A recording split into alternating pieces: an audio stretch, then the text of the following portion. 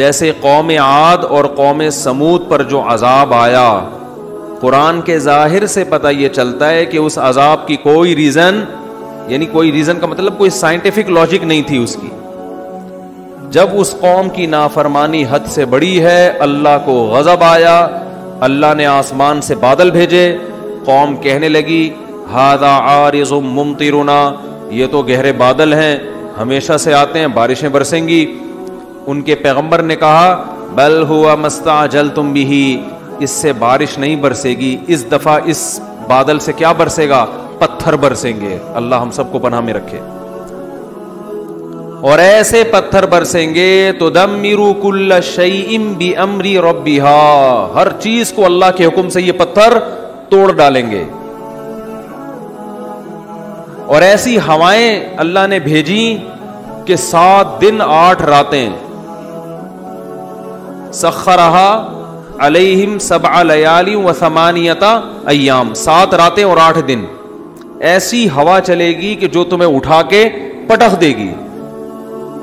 اور اللہ فرماتے ہیں کہ انہم اعجاز نخل خاویہ، جیسے کھجوروں کے درخت الٹے پڑے ہوئے ہوتے ہیں نا، ایک ہفتہ طوفان میں جب تھما، 1 ہفتے کے بعد تو وہ لوگ ایسے پٹخے ہوئے پڑے ہوئے تھے، مرے ہوئے، جیسے کھجور کے تنے پڑے ہوئے ہوتے ہیں. لمبے قد کے لوگ تھے.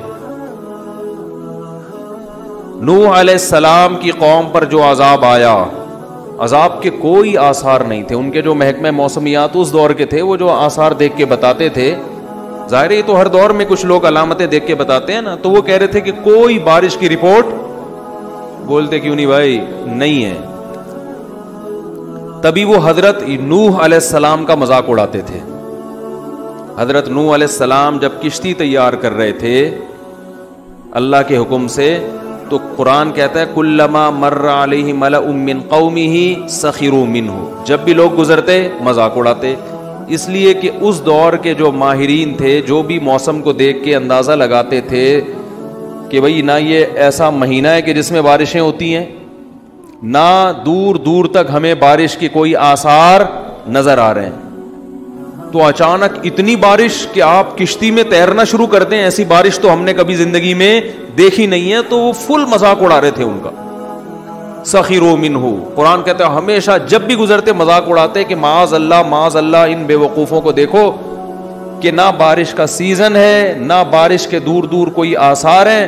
اور اگر بالفرض بارش غیر متوقع ہو بھی گئی تو اتنی بارش تو ہم نے زندگی میں کبھی نہیں دیکھی کہ آپ اس میں باقاعدہ کشتیاں بنا کے پہلے سے بیٹھنے کا انتظام کرو. یہ تو حماقت ہے.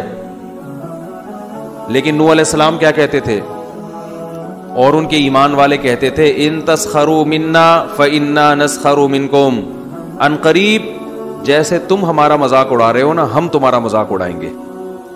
کیوں مذاق؟ اس بات کا کہ جو خدا اسباب کے ذریعے بارشیں پیدا کر سکتا ہے، وہ کسی قوم کو عذاب دینے کے لیے بغیر سبب کے بھی عذاب میں مبتلا کر سکتا ہے. جس کی یہ طاقت اور قدرت تم نے دیکھی ہے، جو سمندروں سے پانی اڑا کے آسمان پہ لے جا کے برسا سکتا ہے.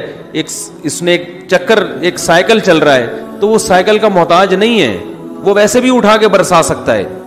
جس نے آدم اور حوا کو بغیر باپ اور ماں کے پیدا کر دیا، تو اب آپ یہ دیکھو کہ بغیر ماں باپ کے بچہ پیدا ہو ہی نہیں سکتا. تو آپ کہو کہ بھئی اب ناممکن ہے، تو اللہ کے لیے ناممکن تھوڑی ہے.